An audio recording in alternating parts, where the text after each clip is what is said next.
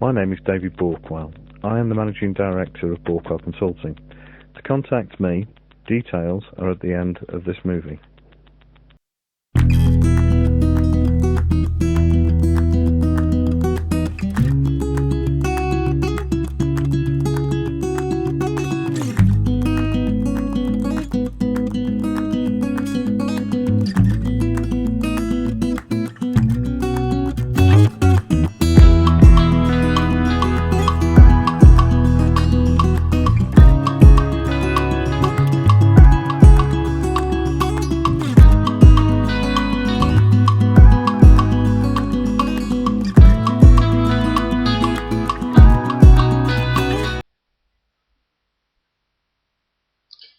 Management review.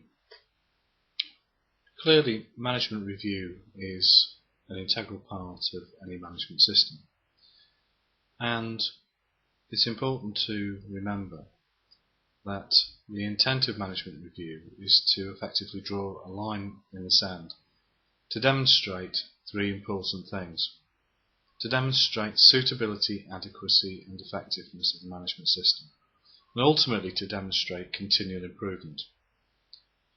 So how is that achieved? Well, to undertake an effective management review, there's some important guidelines or rules. And firstly, to remember that the management review is itemised as a minimum requirement laid down in each of the management system standards. So essentially, we've already a preformed agenda to work to. And that can be seen in any of the management systems clearly by looking under the clause for management review. However, the concept of what becomes essentially the input to management review is important to understand. What we're endeavouring to do in a management review is review the outputs from the management system. So when we think about outputs, what are they? Outputs are evidence, records, trends of our management system, be they inspection records, internal audit results, corrective actions and preventive actions, recommendations for improvement, objectives and targets, evidence of evaluation of compliance.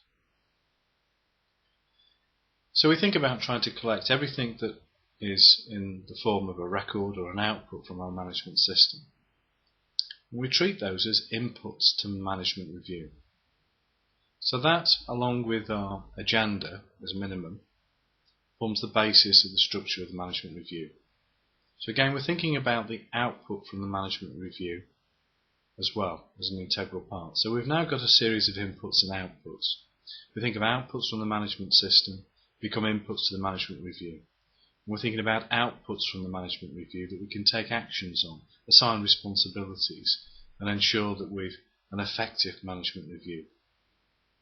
Now, of course, management review could take many forms. It could be relatively short. It could be quite a long review.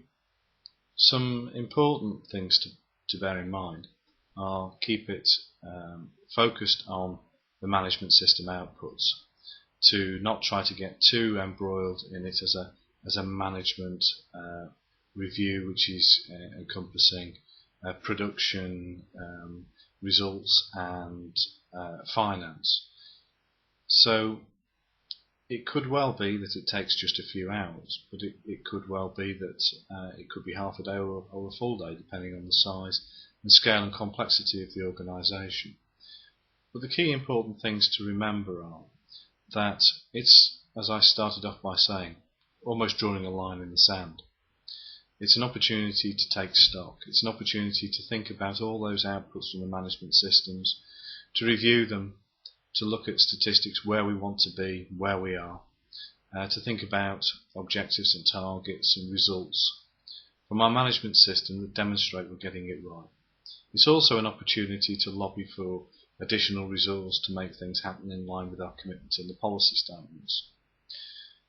I think it's fair to say that the management review should align with the internal audit programme. So we may decide to take a management review opportunity every maybe 12 months after the end of the internal audit cycle. Some people suggest that management review is an ongoing activity. I would tend to suggest that a management review is I keep saying this, but a drawing the line in the sand opportunity to take stock. In our plan, do, check, act cycle, and at the core of most management system models, the review is the last stage, at which point we can then demonstrate probably what is key to every management system: continual improvement. So to carry out the management review on an annual basis is not a bad idea. However, I think in summary, it would be better to also think about looking at intermediate management reviews. So maybe a couple, one every 6 month point, and then an actual management review at the 12 months. But also thinking about maybe a series of maybe a quarterly or even monthly if the organisation's complex, so that they can take stock of that particular month, and you can keep adding those together until you get to the 12-month point of the actual management review, whereby you can then carry out this drawing the line under things and in the sand exercise. I think it's also important to think about a follow-up review, maybe at 1 month after the main management review. And if you carry a management review out 6 monthly, of course, bear in mind that if the audit cycle is every 12 months or a 12-month cycle, then essentially what you're doing is you're only looking at the last 6 months. You're not looking at the full picture. And that's why I suggest that you think about a full cycle in line with the internal audit cycle. So I suggest that, say, after a month of having carried out the management review, it's advantageous to carry out have a review meeting. That may not be a formal meeting. That may be simply email to lobby those that were involved in the management review, those top management representatives, just to make sure that anybody who had any actions, they're closed, they're finalised. Because from my experience, the duration between reviews, management reviews, is often such that people can't even remember what was discussed at the last management review, never mind actions. So I think it's very useful to have that closure on findings and outputs from the management review. So just to summarise, what we're really saying is that the management review is a series of stages. We're looking at evidence of output from the management system that become inputs into the management review.